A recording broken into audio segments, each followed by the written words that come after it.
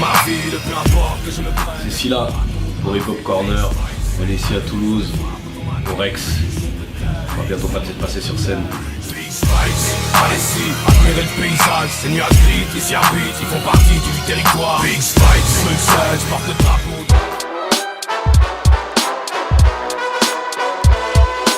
Alors moi j'ai grandi à Bruxelles, qui est pas une si petite ville que ça, mais qui est qu'une capitale, donc métropole, multiculturelle. Et le premier morceau de rap dont je me rappelle, je crois que c'est MC Hammer, moi. D'accord. C'est MC Hammer à l'époque de... Voilà, ça c'est quand on était vraiment petit, tu vois. Primaire, on est à l'école primaire, et puis par la suite c'est le début du rap français, donc tout ce qui est IM, LTM, Sage-Po, etc. Je commençais, puis là où j'ai vraiment commencé à accrocher à 100%, c'était époque micro d'argent.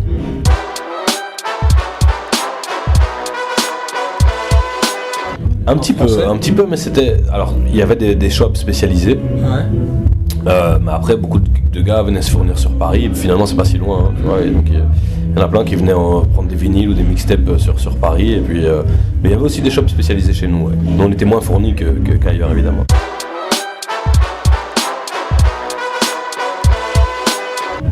Alors Opaque, donc c'était un collectif qu'on a, donc en fait on posait de manière indépendante chez un DJ qui s'appelait DJ Alien, qui est toujours avec moi sur scène maintenant, et qui faisait aussi des instrus.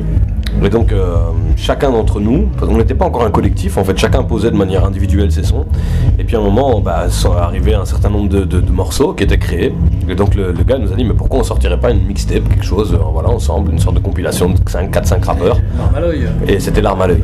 Donc d'ailleurs il y a quasiment que des solos dessus, et seulement à la fin on a décidé de faire 3-4 titres ensemble. Alors là sur ce morceau là c'est X-Vibe. Ouais. Où effectivement il y a un rapport, une sorte de dialogue avec un esprit. Il m'a lâchement abandonné, qu'est-ce que tu racontes? Si, il m'a laissé broyer l'obscurité. Mais là il t'ouvre les portes de la lumière. Tu t'en fous, putain mais qu'est-ce que j'ai encore à perdre? Mais le morceau qui après par lequel je me suis fait connaître s'appelle BX Vibes et non pas X Vibes. Et BX Vibes là par contre c'est beaucoup plus axé sur Bruxelles, l'identité bruxelloise, etc. Qui lui a provoqué quand même une explosion chez moi, et puis aussi d'ailleurs de manière un peu plus internationale en francophonie.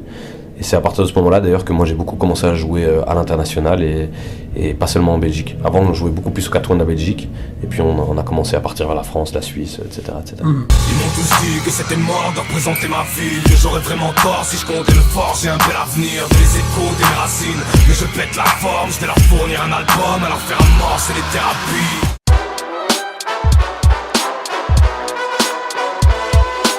Au début, donc ça a été avec BX Vibes, les BX Vibes et CY. Donc là, on a sorti un premier 5 titres qui s'appelait Immersion. Ah oui, Immersion. Immersion. Et on commence la descente. Voilà, on commençait la descente. Donc ça, c'est l'immersion. Et puis par la suite, il y a eu un album qu'on a placé sur le net uniquement, donc gratuit, qui s'appelait Thermoclean, donc qui est la première ligne de démarcation en 2011 pour descendre vers les abysses. Puis on a eu un maxi en 2012 au nom de Second Souffle, qui incarnait aussi une sorte d'étape. Second Souffle qu'on descend, voilà, ça, parce que Thermoclean, c'est avant d'arriver. C'est avant les abysses, c'est la ligne de frontière entre les autres surfaces et les abysses. Et puis après la descente vers les abysses en tant que telle, là c'est l'album, donc c'est la fin de la trilogie ou la quadrilogie.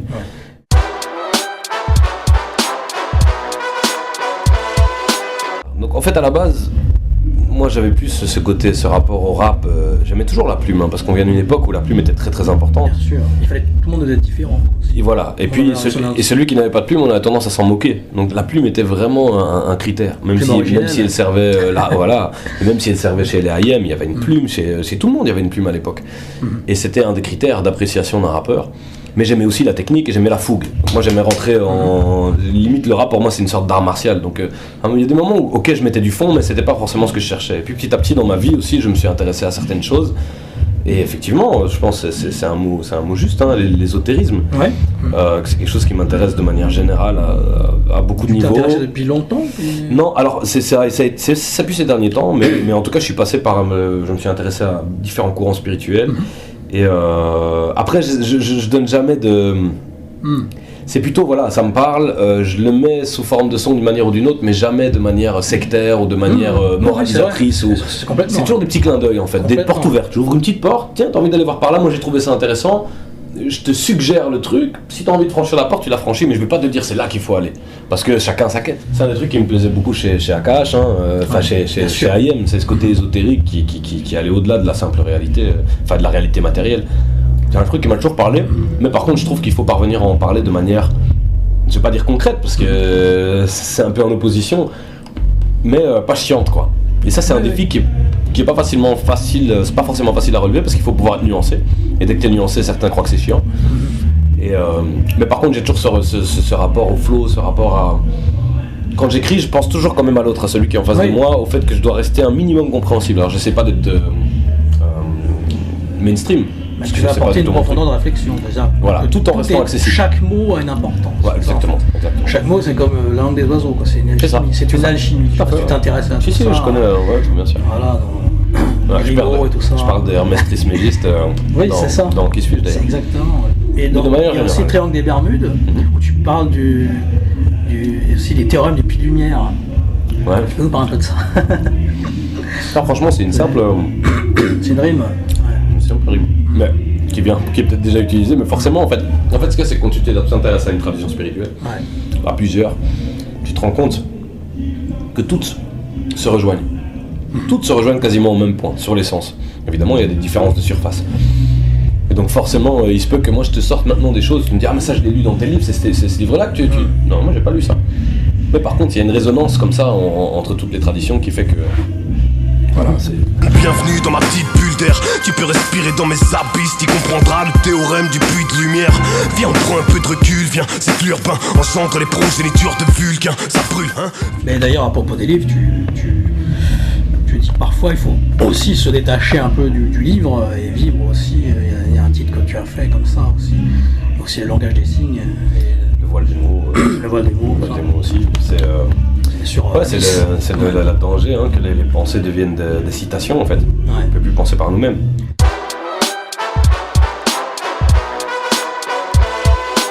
Ah oui, tu parles de... Oui, je vois quel film des années 80 là. Qui est particulier, ouais. Moi, je sais même pas si je l'ai vu celui-là. Non, Abyss, c'est vraiment les profondeurs, quoi. C'est vraiment j'aime beaucoup l'élément marin. Puis Scylla, c'est à la base c'est un monstre marin. C'était lié aussi au sud de l'Italie. Exactement. Ma famille vient de ce côté-là aussi, partie. C'est un monstre marin qui est un rocher en fait. Donc tu t'inspires un peu de cette légende-là. Tout à fait, c'est ça. Le rocher qui finalement n'est qu'un rocher, mais dont on a fait un monstre. C'était un peu toi, comme si t'étais une sorte de... Le monstre qui sort comme ça. C'est ça, ouais, tout à fait. Moi, je suis sort des mots, qui sort... Je suis très tranquille dans la vie, mais c'est vrai que... Bon, voilà. Dans le rap, je peux exploser à certains moments.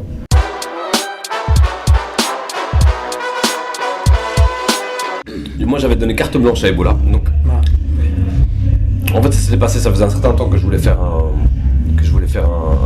clip en animation avec lui. Et tout d'un coup, en fait, sur ce titre, il m'a dit « Laisse-moi faire ». J'ai dit « Ok », moi je le connaissais depuis un certain temps.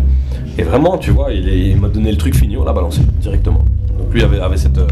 ça faisait un certain temps qu'on bossait ensemble. Donc je lui ai donné une carte blanche là-dessus.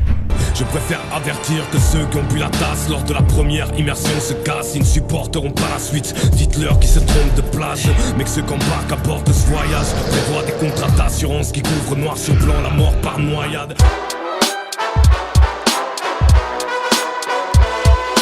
C'est un morceau que je fais sur ma mère, donc je m'adresse à ma mère qui est décédée, et puis voilà. Comme si tu voulais lui parler, quoi. En quelque sorte, c'est... Ouais, c'est ça. Parle-moi de mon enfance, redis-moi notre amour. Rappelle-moi ces moments où on était juste toi et moi. J'ai besoin de l'entendre, parce que tous les jours, le petit Gilles disparaît un petit peu plus de ma mémoire. C'est pas parce que je parle d'une personne qui est décédée que... Ouais. Pour moi, c'est la vie qui prime. C'est pour ça que je l'ai appelé Vivre. Je lui dis, est-ce que tu me vois vivre? Et donc la question, c'est... Que doit signifier vivre? C'est quoi vivre? C'est ça un peu le sens caché du morceau. Et je développe même pas ça. Hein. Je veux dire, c'est suggéré, mais derrière c'est toute la question, c'est toute la thématique en fait. Est-ce que tu me vois vivre? Est-ce que tu nous vois vivre? Est-ce que tu me vois vivre comme je t'ai vu mourir?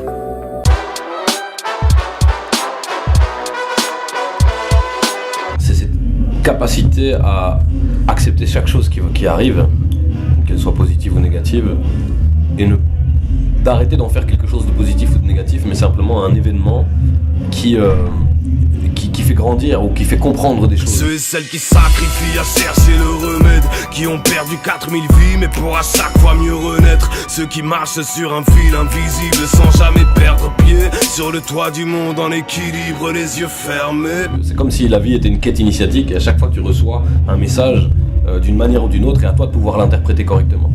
Je l'avais déjà un peu traité ça dans le langage de signes, c'est quelque chose que je fais souvent.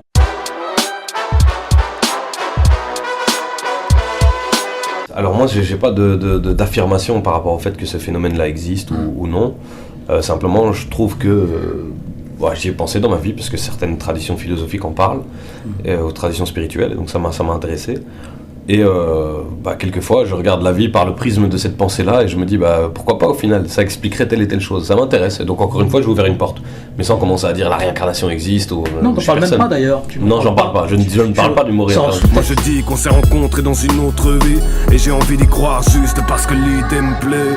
Enchanté mais inutile de le nier, on ne s'est peut-être jamais vu avant mais on est liés, oui on est liés. Je me rappelle de toi, on ne s'est jamais vu mais on s'est déjà croisé quelque part. C'est plutôt cette impression de dire putain on se connaît, mais d'où on se connaît? C'est ça, c'est ça.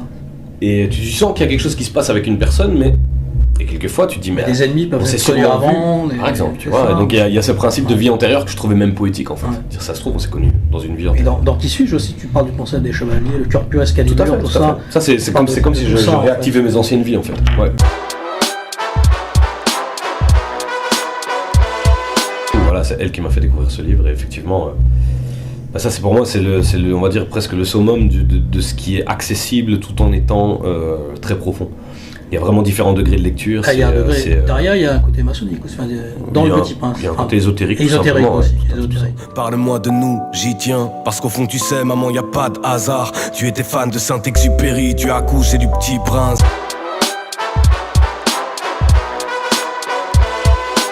Alors, je suis pour l'instant sur un projet piano-voix avec un pianiste, Sofiane Pamar, lillois, un jeune pianiste talentueux. Donc, on a déjà travaillé un certain nombre de titres ensemble. On a fait nos premiers concerts il y a environ 2 semaines, 2 concerts de suite au Botanique à Bruxelles, ça s'est super bien passé. C'était un test, donc on aimerait bien développer cette formule déjà. Et alors, donc dans un deuxième temps, j'aimerais bien continuer à développer un truc solo, quoi. Donc continuer à kicker, peut-être de manière un peu plus énergique, on verra. Enfin, ouais, voilà. Je verrai selon l'inspiration du moment, quoi. Mais j'ai envie de continuer à développer des trucs solo aussi.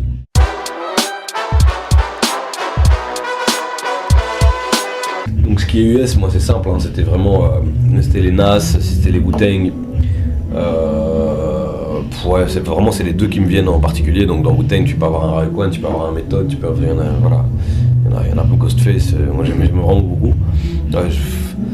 Les Busta Rhymes pour les flows, en fait c'est tellement chacun tu l'écoutes pour un truc différent en fait. Il y en a pas mal. Je pense à Qu'il a plu, Heavy Mental, c'est un album très... Ouais, alors non, ça... T'as analysé les textes? Non, c'est vrai, non, j'ai pas trop analysé les textes, mais je ressentais quelque chose, je sentais qu'il se passait quelque chose. C'est dans Ghost Dog en fait, c'est Ghost Dog, tu sens toute derrière, il y a le... Et ce qui est français, c'est Rayem, c'est Akash, c'est Shuriken, c'est même la FF, c'est la Clica, c'est Arsenic, c'est Lunatic, il y en a beaucoup, j'ai écouté beaucoup de rap français, c'est un chien de paille. Voilà. Furax et Arsenic, Lino, justement, t'en inspires pour la... Enfin, pas inspiré. Je veux dire, cette voix grave que tu vois, tu l'as développée dans X-Vibes, c'est ça, où tu voulais faire 2 personnages. Ouais, c'est ça. Il y avait la petite voix et puis la grosse voix, et après tu t'es rendu compte qu'en fait... C'était plus naturel pour moi, ouais, j'en ai une... C'est une fausse voix à la base. Donc, c'est ça.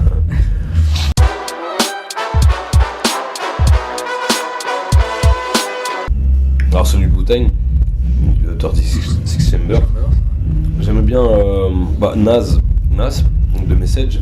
Ouais. Et le troisième, celui de Raekwon, je sais plus comment il s'appelait. Celui où il y avait ouais, celui où il y avait notamment les Ice Cream, etc. Ouais, j'aimais ça, ces 3 morceaux. Jeza à l'époque, j'aimais bien Liquid Soul, je crois. Liquid Soul, c'est ça. Et voilà, ça c'est vraiment, c'est ceux que j'ai le plus saigné, je pense. Hein.